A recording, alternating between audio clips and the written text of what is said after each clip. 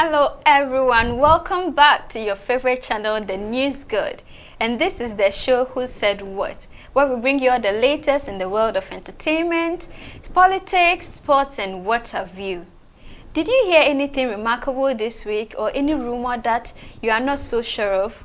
We are here to bring it all to you and confirm it to you. And I'm so excited to do this. You know, you can see all the smile on my face because, yeah, I'm just a Kokonsa girl. And I'm here to spill all the juices to you. I am Angela Kupo, the host for this show. But before we start everything, let's watch the video of this week. Jesus.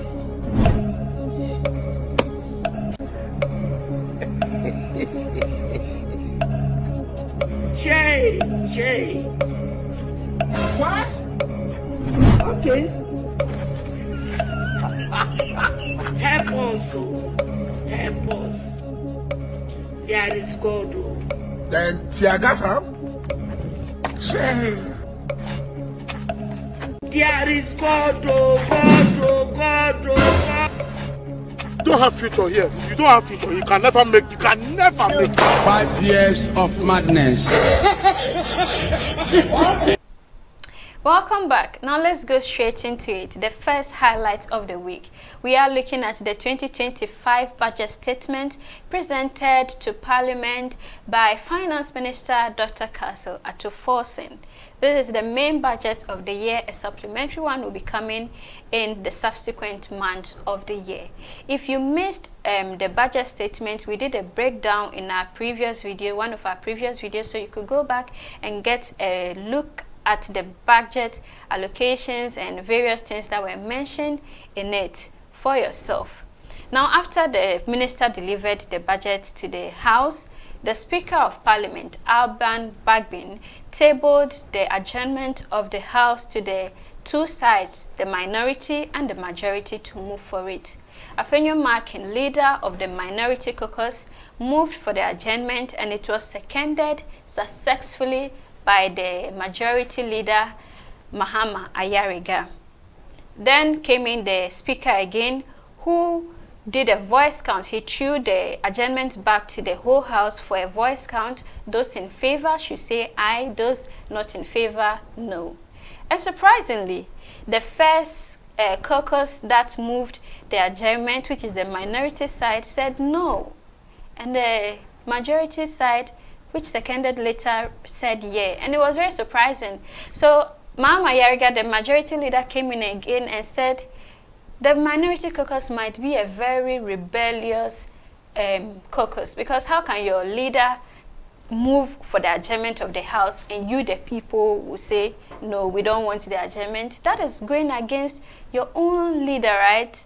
Well, Afenyo Markin, like always, defended his people, and he said that his people, they are minority, but they are very peaceful. His people are not zombies, so the fact that I moved it doesn't mean that they should follow me like a zombie. And yeah, that was what played out. Let's watch it. And the motion for adjournment.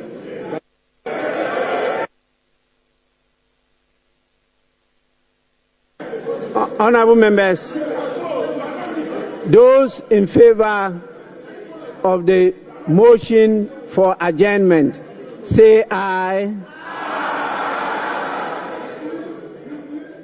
Those against the motion for adjournment, say no.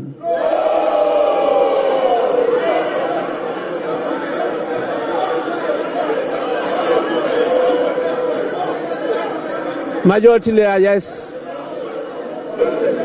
Mr.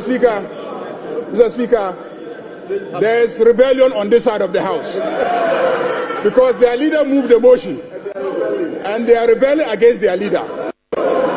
Leader, put your house in order. Watch your back. Please, that is democracy. They are entitled to disagree, even with their leader. But yes, minority leader. Mr. Speaker, I have a very peaceful caucus. Mr. Speaker, I moved the motion for adjournment for the benefit of the majority. I said to enable them go home and rest. But we are ready to work. So they are right. Then he has seconded, meaning that his people are tired. Honorable members, the ayes have it. Interesting, right? That was what played out in Parliament after the presentation of the 2025 budget statement. Now, in the budget, a lot of taxes were abolished, like the betting tax, the COVID-19 levy, e-levy, and people were happy. Everybody was happy, including me. I was happy. Then one man decided, you know what? I'm going to cause some chaos in the country. So he came, and then with microphones all around him, he said something absurd, very absurd. And I'm talking about the former finance minister, Dr. Amin Adam. This man publicly said that they never implemented the betting tax. Let's watch that. Ladies and gentlemen, betting tax that they said they have abolished. We never collected betting tax. We never implement the betting tax. So to come and tell Ghanaians that you have abolished something that was not implemented is to deceive the people of Ghana.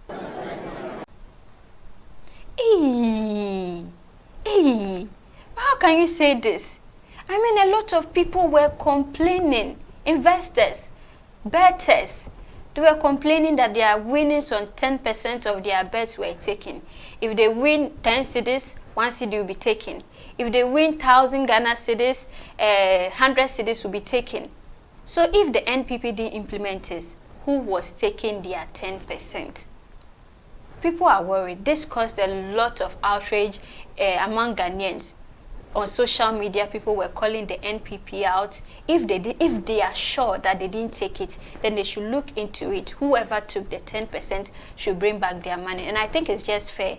To redeem yourself, you should provide us data and show us that, look, we didn't take any money from your bettings. So if someone took it, we are going to launch an investigation and find out who did it and bring the culprit to book. It is fair, right? Now, another person says something on social media, I think in an interview, that really caught my attention. In Dr. Baumia's campaign message for presidency, he mentioned abolishing all these taxes as well, the COVID levy, the e-levy, and the betting tax as well. And so did John Mahama, and now he has done it. So the person was like, if the NPP knew that they were not collecting betting tax, why would they watch their own beloved vice president and flag bearer come and say that he will abolish a betting tax, something that you've not implemented? It's logic, right? If I didn't implement it and someone is coming to say I'll abolish it, call him to cancel it, but you didn't do it. So you are lying to us. If you watched him to do that campaign and promises that he will abolish the thing, that means you really implemented it. So former finance minister, I beg, we are adults. Please be realistic with us. Now, and this is an interesting one. Just that day, few hours after this comment, someone released a song titled Betting Tax. None other than Shatta Wale, our very own. He released a song, Betting Tax, shaming the finance minister and the NPP for collecting taxes. You can go listen to the song on Audio Back or wherever. You know, he released it and it was beautiful, you know, to come up with something very creative in such a short period of time. It was a big plus for the SM movement. As if the brouhaha on this budget wasn't enough, the Minority Caucus again held another press conference in which they talk about the budget. You know, they rubbish the whole budget presented by the Finance Minister, Dr. Kasila Tuforsin. And one notable one that I would like to bring to your view is MP for Etiwa East, Abna Osei Asari's calculation, in which she did some 1-2-1-2 mathematics, calculated this. If you take this, do that from the budget, it is not correct. It lacks credibility. That is her words.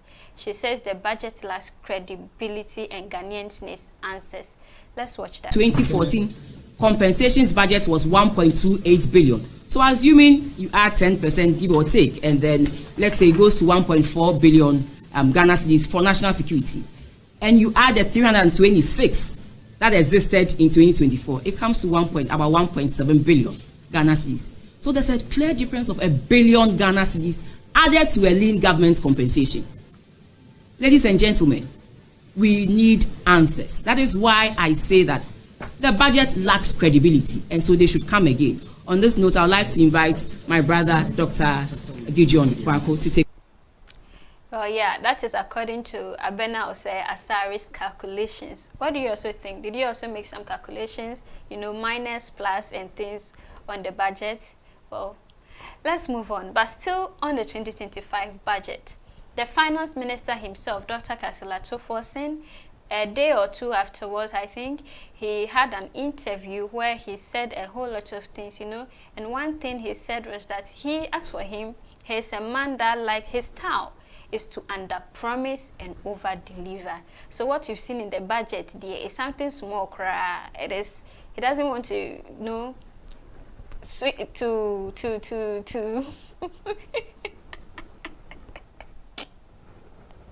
he doesn't want to make our head sweeter, then he will not be able to do. But you say something small, and then when he delivers big time, then you know that yes, this is a finance minister, this is Abba and Papa. Bernard, look at the GDP very carefully and ascertain where the growth is coming from. It will surprise you to know that the growth that we've seen, the bulk of it is coming from mining. And going into mining, where is the growth coming from? Mining today is 50-50. 50% from Galamsey and 50% coming from the proper mining establishment as governed and regulated by the Minerals Commission. So they are only celebrating Galamsey. That's what they are celebrating. And this cannot be sustainable. It's not sustainable growth in the sense that your water bodies are being destroyed, your forests are being destroyed, and you are celebrating that growth. So if the growth is coming from the destruction of your water bodies and it's coming from the destruction of your forest and you are celebrating, then what kind of celebration is this? This is not something we should celebrate. We should rather be ashamed of ourselves if growth is coming from. So is that why for you, you are projecting only 4.4? So I'm projecting at least 4.4. And the wording there is at least. It has always been my style. Under promise and over deliver. And so we under promise and we over deliver. And it helps. Well, you heard the finance minister. We hope he delivers like he says, because a lot of us are looking up to him. Now enough with the 2025 budget. Let's move on, but rather on a sad note. Blogger and journalist Kofi Adoma went live on Thursday recounting the tragic incident that befell him after an eye surgery. Now, if you're not familiar with the story, he held the live to talk about the whole thing, everything that happened to him, and his current health status. It was a very unfortunate, and I don't want to talk about it because I'm very sensitive. So I'm just going to play an excerpt of the live that he went on talking about his health status. So let's look at a bit of that.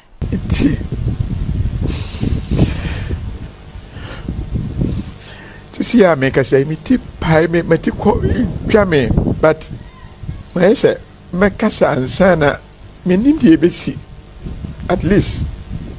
It make Cassa and Sana the ABC. At least Macassa, we say. Here, ABC, you the powder can be good and it. Here is a deputy, and yes, sir. Mitzi be me say, hey, Ghana for at least mo bin fanya me na mia abunu for.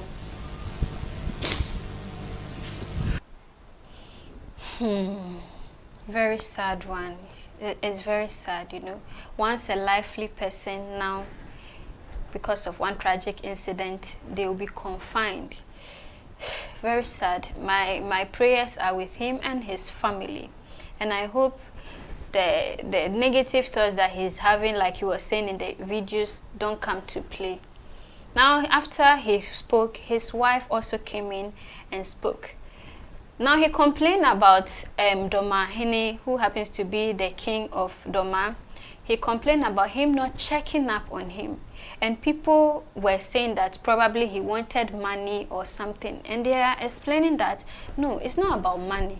We just want, as a king, you know, when your citizen or Wudisheba is hurt under a festival that you were presiding over, as a king or a chief, you should at least show a concern, if not money or anything. Just call, oh, Kofi, how are you doing? I heard this and this and that. But Doma Hene didn't do anything as such, and it really pained them, you know. It's not his money that they are looking for. So his wife also spoke and sent a very strong message to Doma Hene. Interest, even me kune bushafuni bi oba akra, their interest is about the money. Once I can scan me India koshi, me kune busha paying back on our business and meboa. Obisam, the first question he asked me was, have you received the money? At a point, I kept quiet and I asked him, is it about the money or is it about the life? He quickly retracts. Inti nyamin shiran, wo miam to wo ye. Banyamin shiran, ba ma order me kaso me kakra bo nya hwe. Nyamin shiran papan. The time he time pa or se mi obia. Na doctor ekwetia ba house obeboa. Na papa yi da abra mu ye de na ye ntenenka. Ntenenka mi ntuminka de matenenka. Papa no, he menyim po na se na me ye ninis. Now until you people should chill.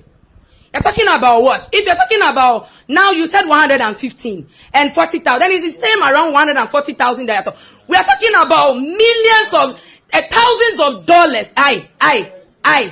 Almost more than 500,000, it's gone. And nobody has asked anything from anybody. But Doma is to understand that there is a God. Is to understand that I am born into Christianity. And there was a God. I know a God who speaks for people who doesn't have voice. I have a voice and I can speak. But I decided to keep quiet. Now I'm on a stool. I believe on Doma Hene's stool that one kasa mano. Na minimna the right time. Nana Doma Hene konda bekasa ama ne destin konkron Kofi Adoma onweni. Because of that, I have forgiven them. I am telling him that when he goes to church, that is if he does, he should just tell God that we said we are forgiving him. That is not all about money. Ghanaians should let us breathe. It is not all about money. It is not all about money. Amen. If it is about money, Sad, innit? Yeah, it is sad. Although sad, some people said the lady was being very disrespectful to the king. Yeah, no one has to talk to a king like that. He's still your king.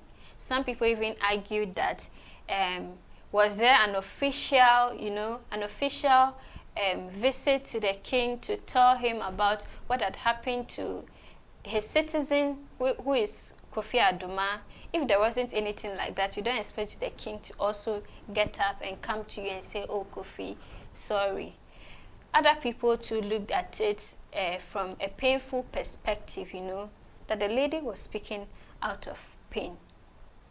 Still on this same story, another person took camera, went live, saying a whole lot of things about Kofi Adoma's surgery, Schwarzenegger. Now, this lady seemed to have a beef with Kofi Adoma, and she has vowed to talk about this for a whole year because Kofi Adoma was on her case for about a year, so she's going to do the same. She's revenging and mocking Kofi Adoma. And one thing that she said in the video is that the eye patch on Kofi Adoma's eye is fake. His wife did it. No doctor does an eye patch like that after surgery. Let's watch Schwarzenegger. Na Kofi Adoma ni plaster no. Doctor ne plaster ya na say pharmacist plaster na tan Kofi Adoma ni no.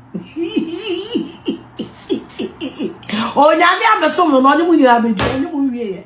you will see the God I worship. Ukosia. Pastor Neta Kofi Adoma ni no. Odu fie na ne use tie. E pharmacy dey free doctor. Doctor why operations are not away. Asoi. Wo be public cement. Unya unhwe. Yamfa plaster entire island so. Where I dressing. More. So be any yana doctor ne taria. Say na doctor taria ni oto. Ghana for more we ow. This is how we dress the eye. Yamfa selection entire island na so. Various eye dressing here. Jimmy no. Well, those are the claims of a fierce Schwarzenegger. What do you also think? Is the patch on the eye a real one, or is just the Ghanaian style? Let us know in the comments below. Moving away from that onto something that happened this week again. A very sad thing is the sacking of IGP George Dampre.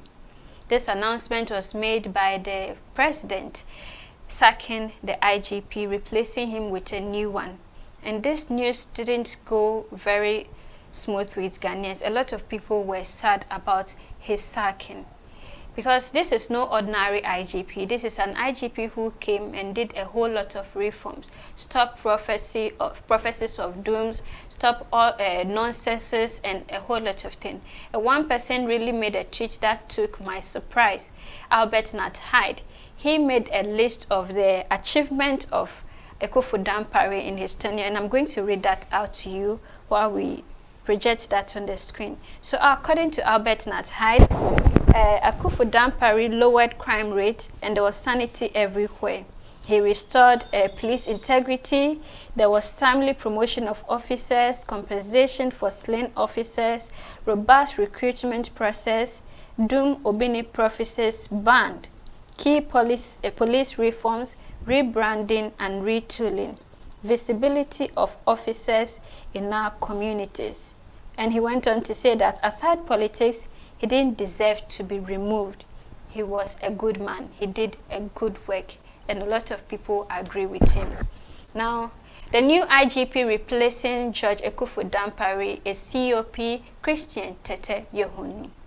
He was appointed by President John Dramani Mahama. Well, George Dampre had a last dance to make after his sack. Let's watch that.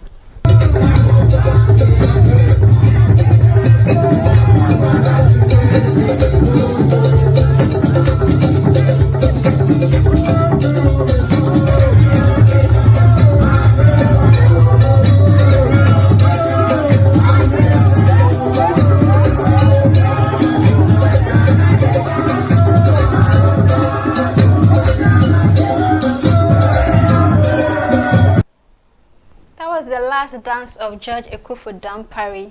It was a bobobo dance during a funeral. Yeah.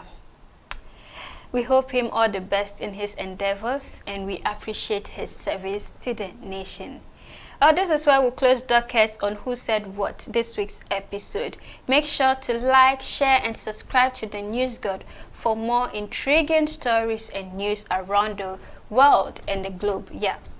I am Angela de Ladem Kufuor, and many thanks to everyone who made this show happen, the producers, the camera people, the editors, the directors. A big thank you to everyone who made this possible, and thank you for watching. Make sure to please like and share and subscribe to the News God as well. Do have a wonderful time.